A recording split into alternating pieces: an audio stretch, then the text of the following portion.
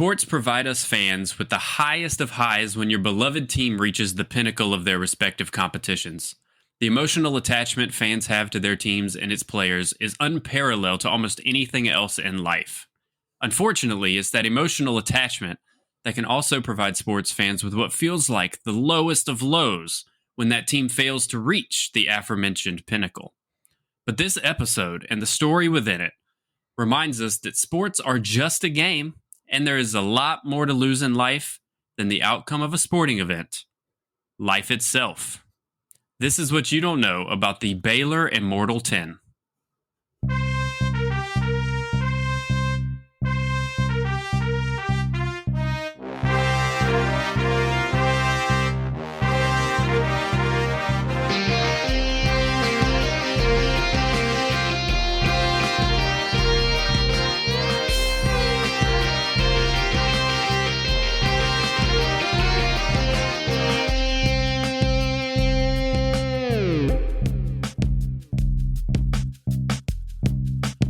Welcome to What You Don't Know About Sports, where we delve into the forgotten stories, teams, and athletes of sports history and question widely held takes on today's sports. I'm Blake, and this is Matt. Howdy.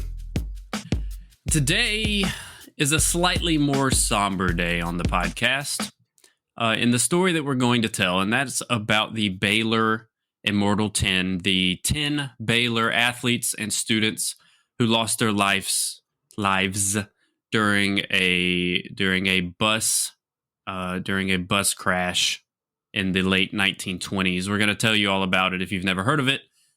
Neither of us are from Texas, and so I think it's safe to say that we had no idea until fairly recently that this was even a thing. But we'll tell you all about it in case you didn't know.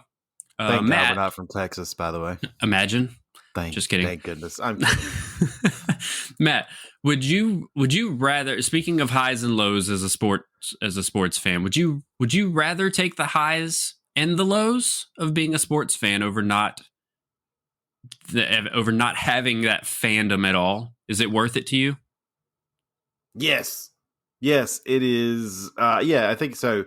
Obviously, without sports, you would turn to more traditional genres, drama, things like that, scripted things to get that same fulfillment as people have done for thousands of years at this point. But I think sports brings with it, with the exception of State playing in a basketball game in Chapel Hill, it brings with it some drama that is outside of that. Anything could happen at any given moment. Every season begins something new. You're not sure how it's going to play out. And because those moments are so spontaneous and they can happen whenever, the fulfillment is better, right? You would never watch a television series that had one great ending or one great season out of 20. You would not do that. You would give up on the series. But in sports, that one championship season can carry you through multiple years, or like Boston Red Sox fans, the real fans before the real 2004. Ones. Yeah. They stuck with it through years of hardship and heartbreak. And they were, just living off hope and previous generations gone by success. So yeah, absolutely. The highs and lows of sport are better than anything you would get in scripted drama, books, right? All those things are great, but sports hits a little bit different. Shout out to Cowboy fans. Speaking of it taking the one championship lasting forever, as of this recording, they are probably still weeping. Yeah. From the most recent postseason happenings. So shout out to them for having literally the highest of highs at the very I don't know anyone personally or just in general who's a Cowboys fan who seriously does not believe they can't win every single year, and then it's like a sick game. Well, the good news is the ones that are local, we'll go ahead and get this out of the way while we're here. The ones that are local to town should have some coping skills with that, because they're probably Texas fans too in college sports. So We'll throw in a Texas is back, baby, Here right we there are. while we can before we get to the somber stuff. But there you go. Yeah. Yep. Yeah. Yeah. It's definitely worth it. I would. I am only a true fan of one school, if that makes sense. And so, but that is totally worth everything. Mhm.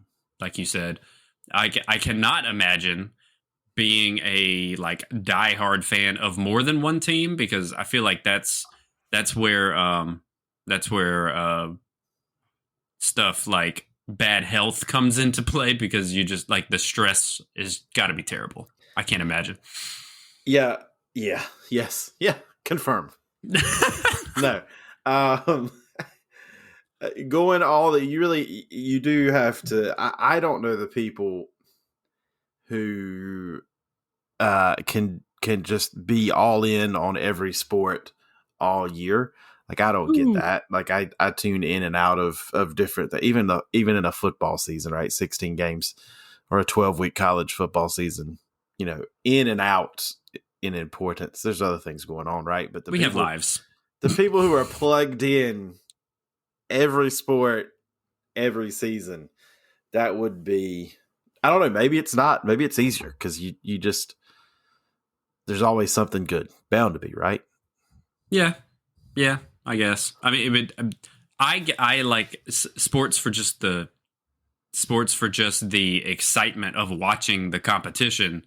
Without, yeah. The majority of the year for me, without having that emotional attachment, um, maybe serving me better than I thought. That's all I'm going to say about that. Yeah. If I had teams to cheer for year round, that sounds like that stuff. Anyway, on to our story. The Baylor Immortal 10, like I said earlier, does refer to 10 Baylor athletes and students who lost their lives just this past week as of this recording in 1927. And we're going to tell you about it. We're going to back up a little bit further than that, though, and tell you about Baylor men's basketball history just ever so slightly, as much history as was documented in the early 1900s. Baylor's first basketball season was 1907. Their first coach, his name was Luther Burleson. He was also the school's football coach. So he pulled double duty. And then, of course, the seasons did not overlap at that point. Right. Both of their seasons were significantly shorter, so it wasn't nearly the animal that you might think of it being today. But it did happen. I can't say they had tremendous success, but he did it for 2 years and then moved on. Of course, that moving on part happened again and again and again over the first 20 seasons, and the school went through 6 coaches in its first 20 years of existence. The team did. They did have one undefeated season in 1911, 1912. They went 13-0, but they were an independent school at the time, and so they just played their games and won them all, and then the season was over. No conference, no national tournament, no nothing. So, but that was their most successful year to date. 6 of the first 7 years were above 500 for their record, but then they had a stretch of 7 straight losing seasons, and then the next 6 seasons were split between winning and losing. So above 500 for 3, below 500 for the other 3. Then about midway through this process, the Southwest Conference was born. It was established in 1914-1915 season. Baylor unfortunately went 1-9 in the conference's first season. So that was one of those under 500s, if you weren't aware. But yeah, so this is Baylor was one of the founding members of the Southwest Conference, along with, I think, exclusively Texas schools at the time. Maybe one exception, but it was all in that very immediate area. But yeah, so very, very new thing. Baylor's early basketball existence was quite up and down, as were probably most, because it was a brand new sport and no one knew if it was going to stick or not, right? Yeah. Arkansas and the Oklahomas were also part of that original Southwest, but then like quickly out of it. I think Oklahoma and Oklahoma State bounced quickly. But yeah, that's the Baylor basketball I know and love, not this newfangled winning that they're doing down there. That's the No one the approves of that.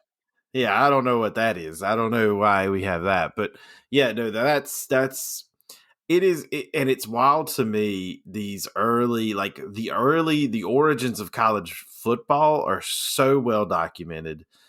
There are people that go back and chart the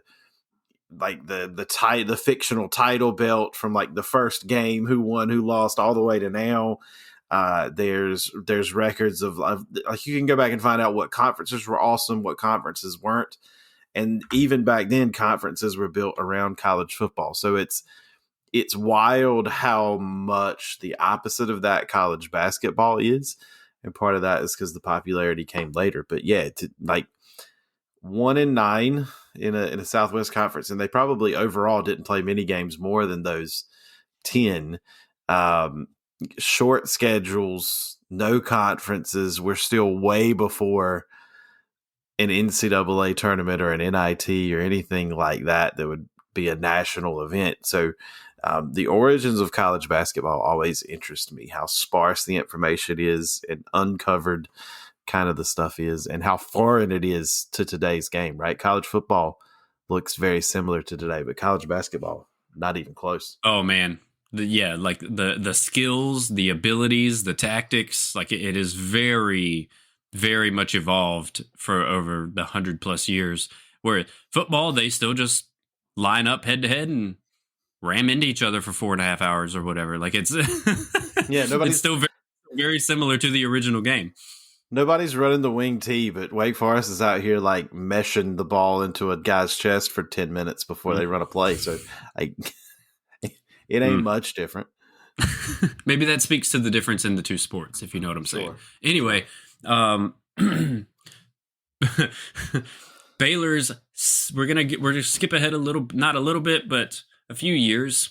It's Baylor's 7th men's basketball coach. This is going to be important to the story. Was named in 1926. His name was Ralph Wolf. He was a Baylor graduate in 1921. He was part of the track team as a collegiate, but not much else on Mr. Wolf as far as his history goes, where all he came from and all. I can say that he has started a rich history in his family attending Baylor over the years, like generational things where his kids and then their kids, like he started something very significant being a Baylor graduate over 100 years ago. Right. So that family has a rich history with the school now. Of course, then probably a brand new guy to the school and to his team. Speaking of the 1926-1927 season, the team was off to an 8-4 start. Their game scheduled for this one particular day, January 22nd, against Texas, was scheduled for Austin. This would be their first road game of the season for Baylor. And of course, Austin is only about 100 miles away from Waco. But back then, of course, it took a little longer than an hour and a half like it might today. It took about 3.5 hours to make that trip on a regular day. But Texas had won the Southwest Conference regular season title 5 times in the conference's first 10 years of existence leading up to this. So this game that was to be played on January 22nd, very, very big game, and it was a potentially conference deciding game, as they were both at the top of the Southwest Conference standings at the time. It's a very big game leading into this day. On that day, the team left Baylor around 8:30 a.m. on game day. Like I said earlier, the trip is about 100 miles, almost due south from Waco to Austin. And the weather on this particular day was terrible. It was very cold, very rainy, very foggy. Of course, technology back then, vehicle technology back then was not like it was today, of course. On board the school's 21-passenger bus that morning were 21 people. The men's varsity team, a yell leader, an equipment manager, the managing editor of the Waco local paper, the Daily Lariat, Coach Wolf, and a freshman student by the name of Joe Potter, who was earning his way through school by driving the school's athletic bus. Assumedly, the bus did not have windshield wipers, even though they had been invented and patented by this point in history. A Baylor.edu online magazine article mentioned, quote, Potter tried to wipe clean as best he could the windshield while driving. So not terrible conditions for what seems like today a very short trip, but not then. I like inside of me, I know that the windshield wiper had to be invented, but I have never thought about that fact. And so you just saying that like the windshield wiper had been invented, but was it like a popular item?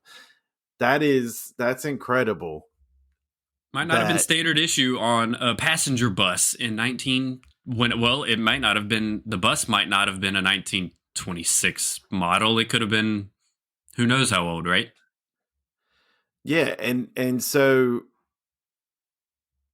now I am live looking up the history of buses to see when buses became a thing, because I never thought about that either. So like we're talking about the origins of college basketball. How about the fact that in the 1920s they're on a bus, which seems normal, but like clearly is not, and it doesn't have windshield wipers on it. That is a huge flat window to not have windshield wipers. No protection either.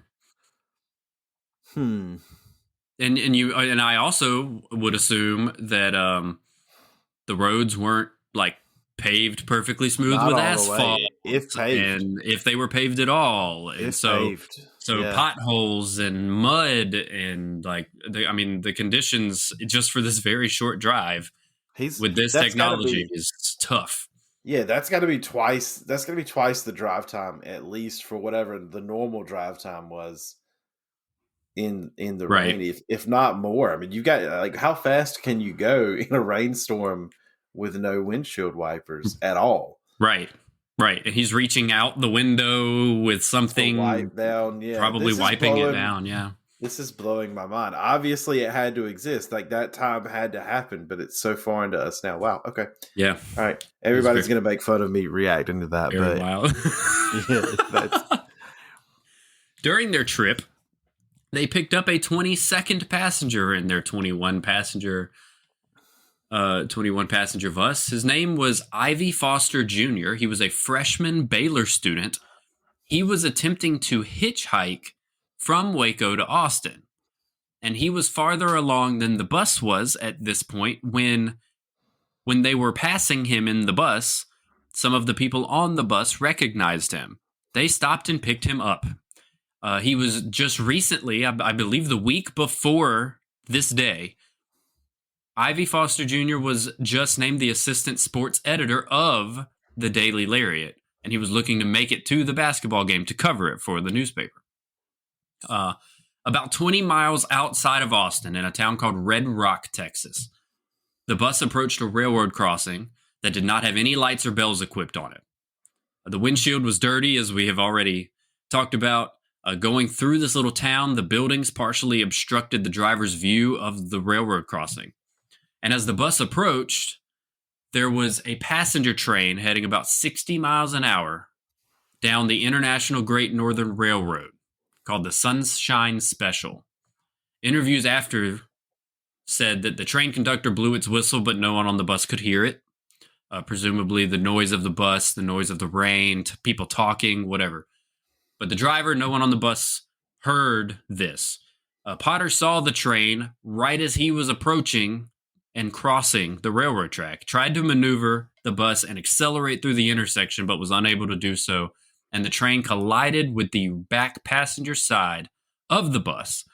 And there are pictures on the internet of this bus sitting next to the railroad track, and it is absolutely obliterated.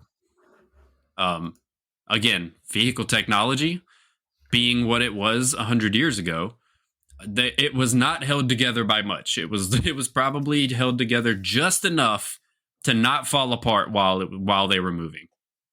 And like the whole side of the bus is missing. Like it looks really, really bad. Um, some of the bus passengers perished immediately from the impact, and others were thrown from the bus upon impact. In all, 10 of the 22 passengers died.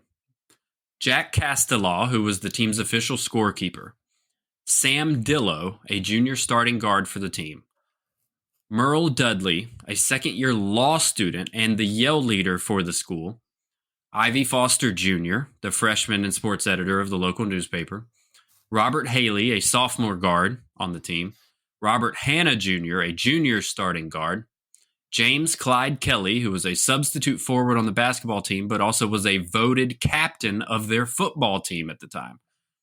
Right before this incident occurred, by the way, Kelly pushed his childhood friend and his roommate, Weir Washman, out of the bus window. He saw the train coming, and he pushed his friend out the window just prior to impact. That, according to him after the fact. Willis Murray, a junior substitute guard and the team manager, James Walker, a junior forward on the team, and William Winchester, a senior from Waco. He was a substitute center and guard at the time. Those were the 10 who passed. The others, almost all the others were injured, either minorly or severely. But notably, the bus driver, Potter, and Ralph Wolf, the head coach of the basketball team, survived with injuries. Just an absolute tragic event, and this has got to be one of the earliest instances of. I mean, we've seen and heard about things in more recent history where things happen to entire sports teams or athletes in the singular. This has to be one of the earliest instances of something like this happen on such a big scale. Yeah, looking at the image, it is exactly what you would think a 1927 bus would be in a crash with a quickly moving train. It is obviously tragic for the 10 that lost their lives in such a wild way, just a way that you would not expect, right? Just out of the blue. It is incredible that 12 people on the bus survived, especially, and again, not trying to bring attention to the fact that there is an image, but there are pictures. If you look at the bus, you would not imagine that anybody could survive that crash. So the fact that there's 12 of them that did is a story unto itself. Obviously, the 10 that perished, though, very tragic, and that is, like you said, it's one of the earliest. It is one of only a couple, for like a team to be involved with. Obviously, the Marshall plane crash is one that people might know about, but and then I think the Lakers, when they were still the Minneapolis Lakers, had an incident where a plane almost crashed and did like an emergency landing somewhere in like a field in Iowa or something. It is, especially in those times from like the early 20s through the 60s and 70s, maybe even the 80s, it's almost, we're all lucky that it only happened a few times, right? With the frequency that these things would happen in everyday life, that it only affected the sports world in these huge tragedies a couple of times is something to be, I don't, proud's the wrong word. Like, Yeah. No, but lucky that it didn't happen a whole lot more. Yeah. I mean, that's very little regulation, like in the way of roads and interstates, and like things just hadn't been invented yet. We're going to get to some of the things that came out of this on the other side. Maybe a tiny bit of brightness, not to diminish the people who died in this incident, but there were things that happened, a butterfly effect, if you will, of things that came of this that probably people didn't think of before this happened, that obviously see it's a no brainer to us, right? Like maybe mandatory windshield wipers should like came and stuff like that. That seems everyday to us.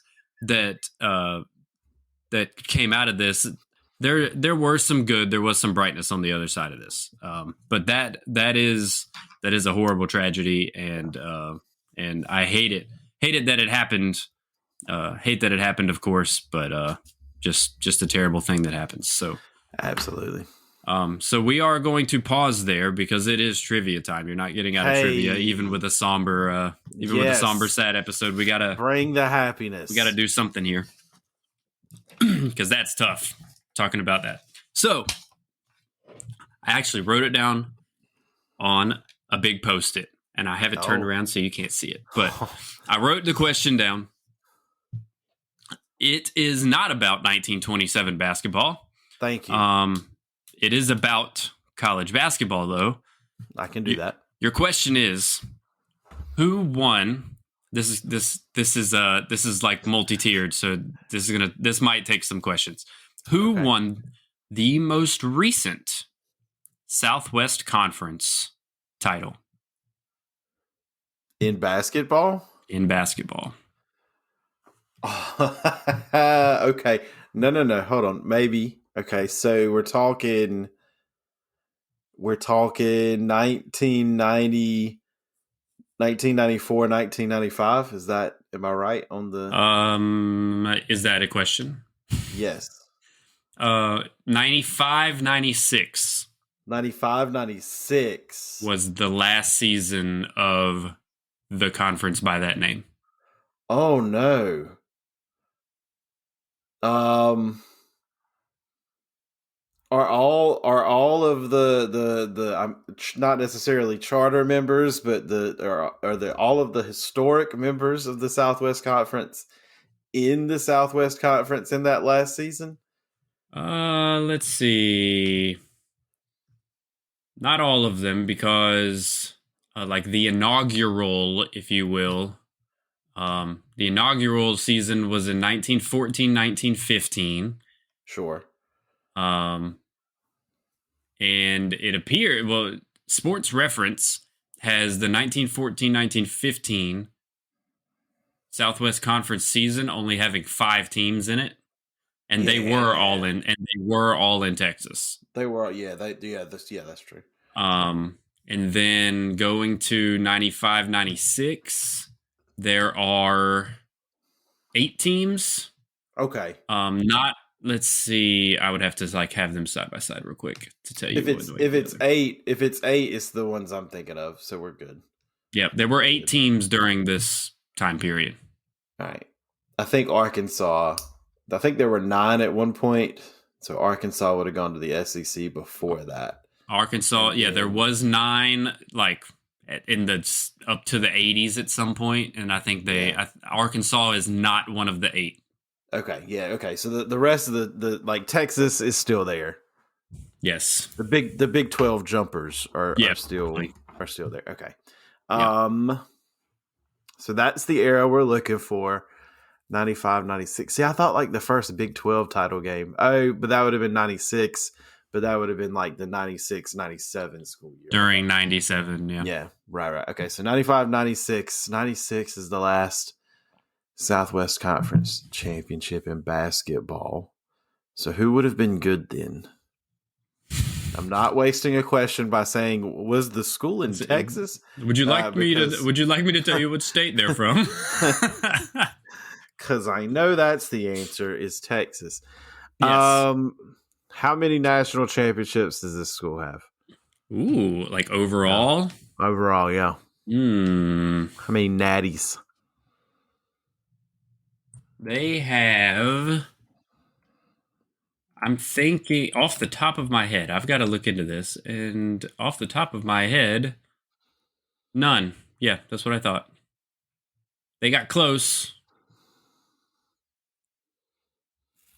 They were actually, this might help a lot. Like maybe too much. I think I know who it is, but go ahead. If I say what I was about to say, very recently they were the runner-up in Oh, the NCAA tournament. very recently they were a runner-up. Mm-hmm. It's not Wow. Baylor, right? Because that's too easy. That's too on the Yeah, nose. It's that's not like Baylor. I was like, hold on a minute, we're not doing this. They were No. recently No, a they did runner-up. win. Baylor did win recently. This team was recently an NCAA tournament Oh runner no up. way! Are you kidding? I don't know. Am I? Texas Tech won a conference title in '96. They did. Really? Texas Tech. I would have guessed Houston, but I guess Houston was not good in most of the '90s, so that would have been wrong. Houston finished second Oh, well, there we go. this season. They finished. Well, they finished second in the regular season and lost in the first round of the conference tournament in '96. You're telling me Texas Tech Yeah, has a and more recent conference championship than North Carolina State? I guess so. That's tragic. Apparently, and as a matter of fact, this team, 95-96 Texas Tech team, had 4 future NBA players on it. On Texas Tech? One of them was Darvin Ham, the current Los Angeles Lakers head coach. Mm-hmm. I didn't know that. Jason 4 Sasser, Corey Carr, Tony Batty, and Darvin Ham were the 4 future NBA players. Yeah, role. In the NBA. players Yeah. They played Darvin in the NBA. Ham. Darvin Ham is the only one that played in the NBA. Okay. Probably. Yeah. Texas Tech. Mm-hmm. Man. Hey, you know what though? That's okay. That conference is weird because, like, on one hand, everybody was from Texas, and on the other hand, Texas is the size of like several European countries. So it really does. Like like you're like, this is just the Texas conference, and then you're like, that would be. I mean, that would be several. I mean, it's like South Carolina, North Carolina, Georgia would fit in. And so easy. It's like, this is the same size as the ACC. It's just the ACC, the original ACC. Yeah. we just didn't divide this giant chunk of land up when we got it. We were just like, that'll do. Texas. Yeah. No, we're good with that. Yeah, we're good. We're good there. Yeah. Texas Tech won the most recent Southwest Conference basketball tournament. They went on to they actually defeated North Carolina in that year's NCAA tournament in the second round before losing in the next round. They started the season unranked, finished 8th nationally, and a 3rd seed in the tournament. They only lost one regular season game. Won the regular season, won the tournament, and their second loss came in I guess what would be like the 3rd game of their tournament. College basketball really is the best sport. Not even close, actually.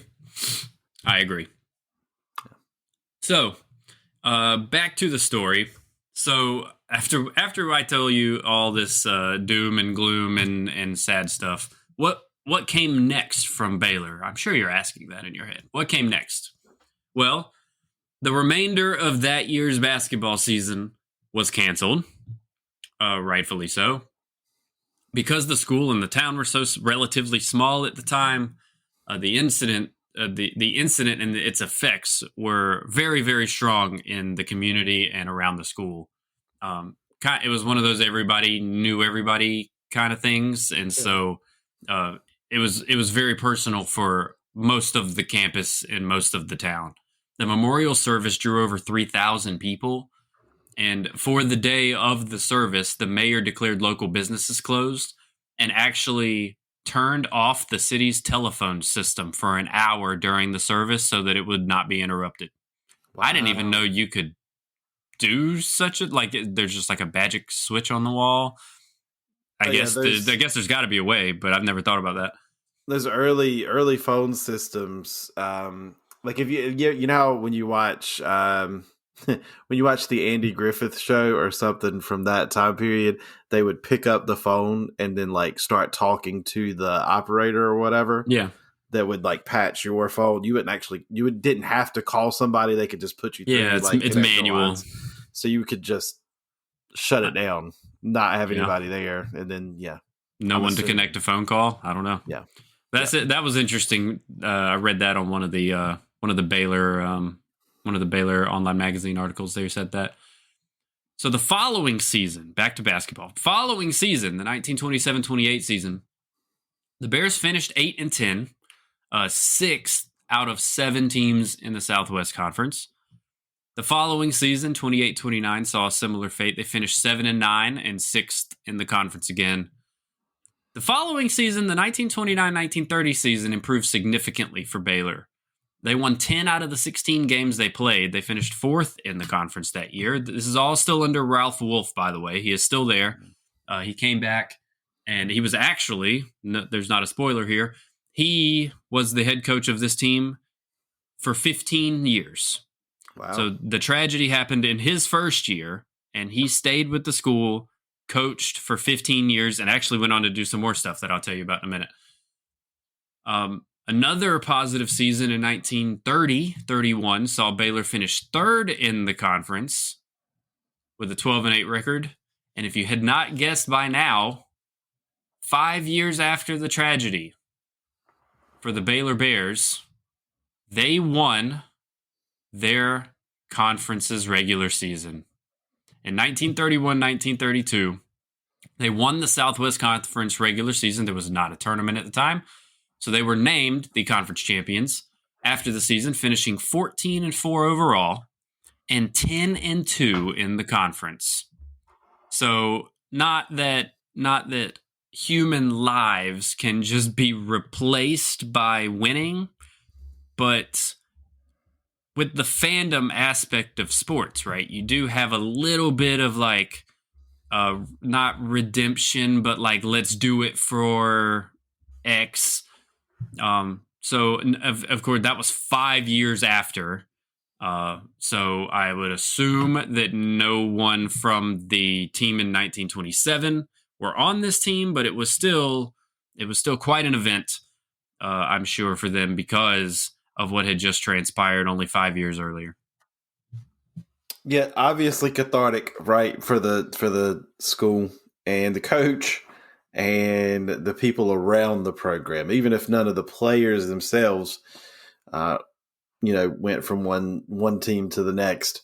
You would assume that some of them probably were close by or could get close by, but the coach there, his family, the school itself, obviously that's a great redemption story, all in itself, because that doesn't always happen, right? The We Are Marshall situation, you have to pick at the happy ending. It's not quite as happy as this is, and this one took time.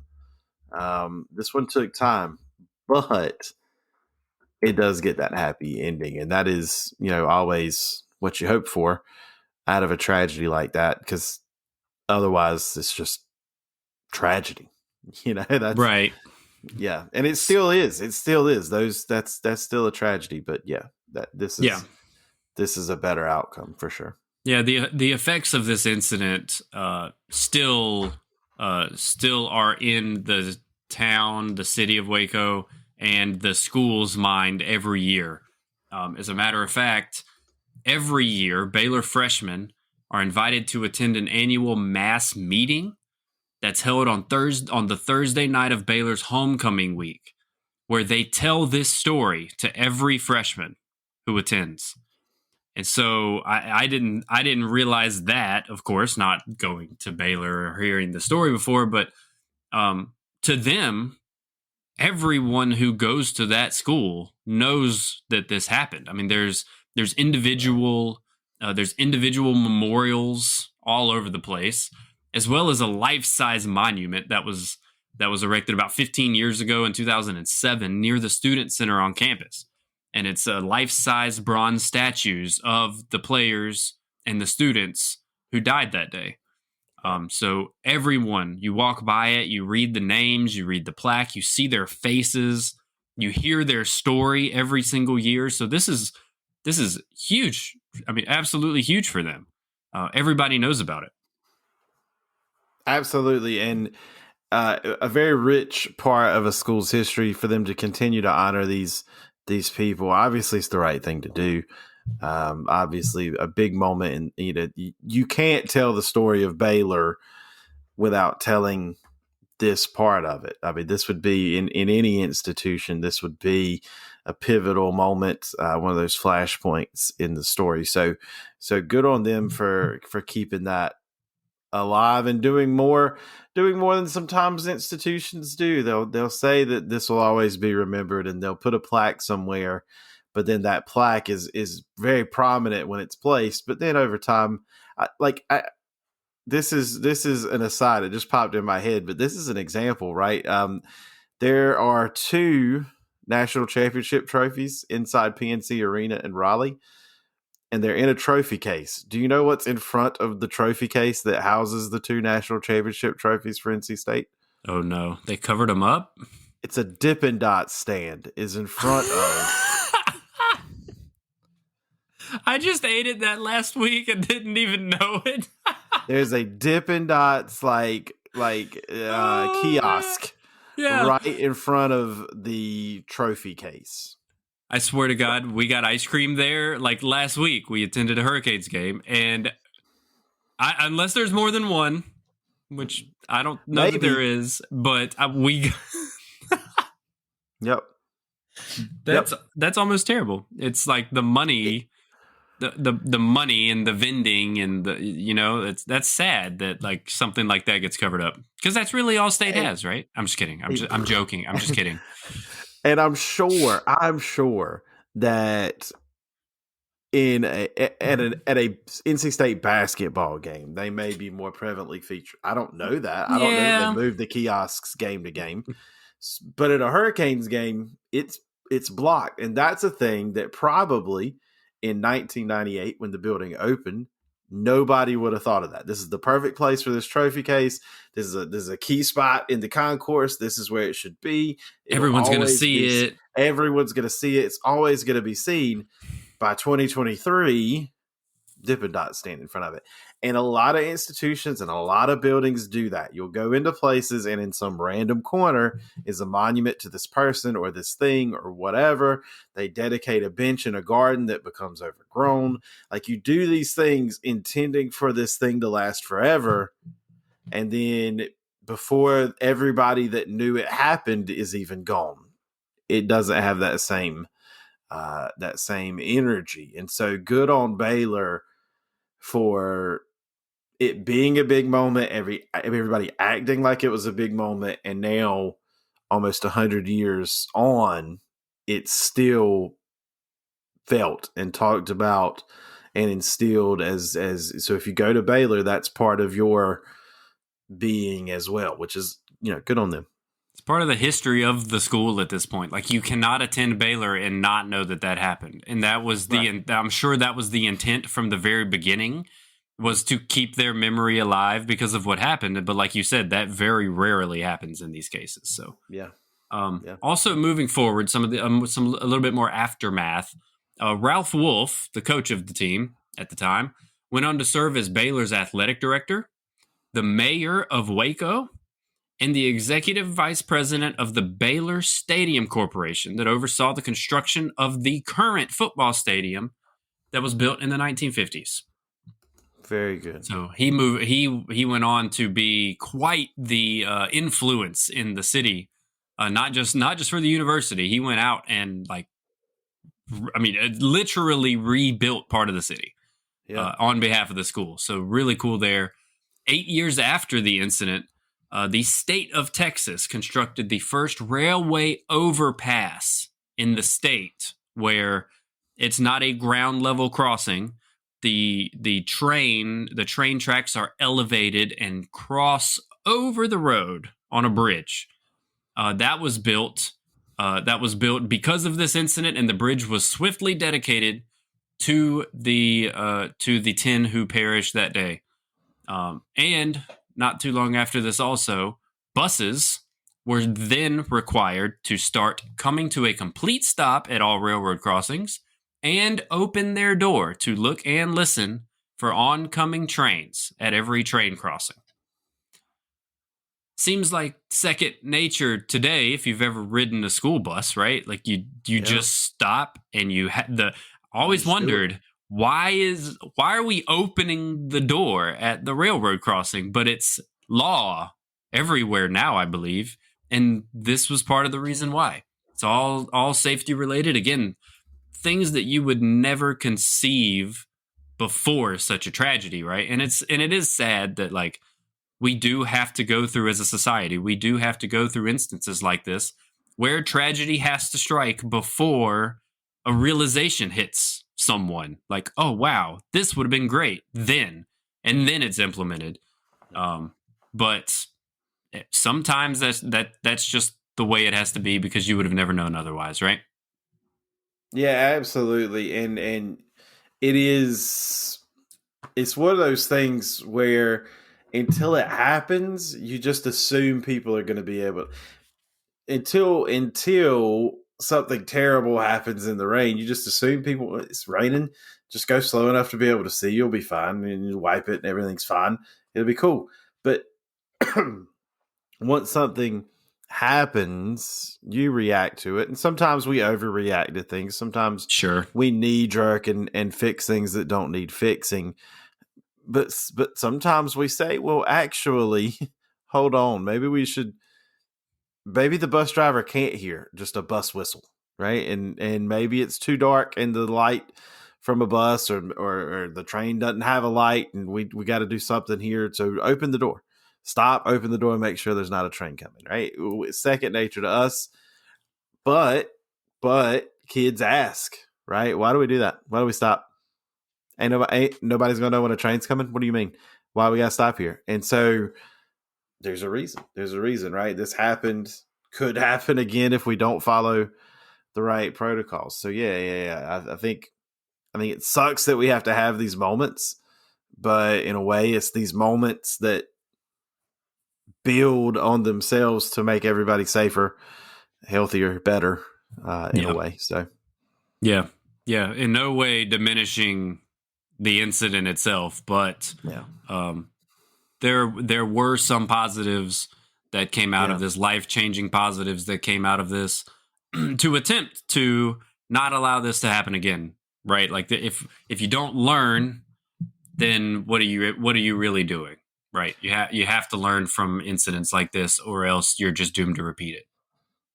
yeah. Anytime something like this happens, it relates to the philosophy of what's the worst thing we could do. In this case, the worst thing you could do is let the same thing happen again to somebody else. So you do whatever you can to eliminate that worst case scenario, and then you're probably going to end up okay. So yeah, the fact that we don't let this happen anymore is a testament to those 10. It's a monument to those 10. Yep. In a way. Yep. And now when my kids ask, when they ride their bus and they ask, I'll know part of the reason why. This might not be the entire reason, but this is just one instance. And shortly afterwards, that change occurred. So now I'll know part of the answer at least. But that is the story of the Baylor Immortal 10.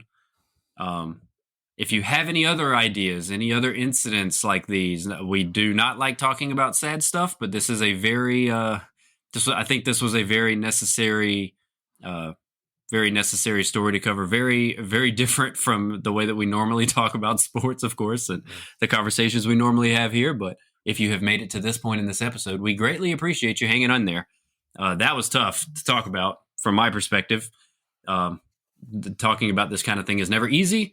But it is necessary for the reasons that we've already stated. So if you have any other stories, cool incidents, even sadder stuff like this that you want us to talk about, we'll be happy to do it, to tell the whole story. And we try and do it justice anyway. But any other ideas, reach out to us, let us know.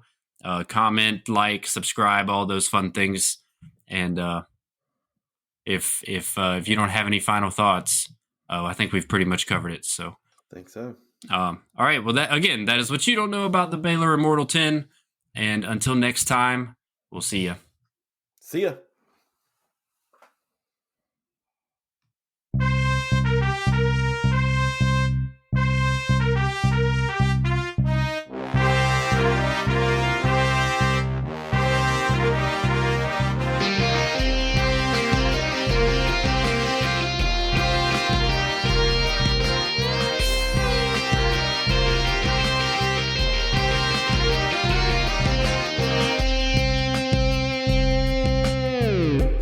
Thank you for listening to this episode of What You Don't Know About Sports. If you enjoyed what you heard today, please leave us a review, 5 stars only, and hit that subscribe button wherever you listen. If you have a great sports story, we want to hear about it. You can connect with us on Facebook, Instagram, and Twitter at WYDKAS Podcast, and on our YouTube channel at What You Don't Know About Sports Podcast. All episodes are written, recorded, and edited by us. Stay tuned for the next episode.